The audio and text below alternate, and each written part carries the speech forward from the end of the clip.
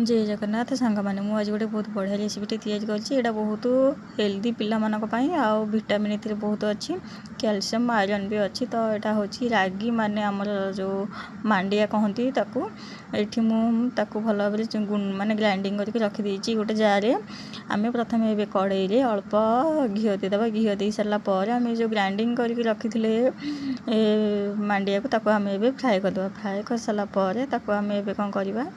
आम से क्षीर आड करदे क्षीर दे देकी आम भल भाव मिक्स करदे मिक्स कर सारापर ए अमूल देखु दे देती कारण यहाँ जेहेतु पिला बनाऊे तो ये पिला खाया तो भल लगे निहाती दरकार से तो भल न लगे से खाइबे। तो मो पुओं यहाँ बनई तो मुझे भाविली आपण संगे सेयार कर जेहेतु छोट छुआ भी बहुत देह पा खराब रोचे तो डॉक्टर भी कहते कि मांडिया दवाई पिला तो ये आम स्वाद अनुसार किसी लुण दे देची आउ ए चीनी हाल्का दे देची मिठा अनुसार आपण मुताबक मिठा कम बेसी करें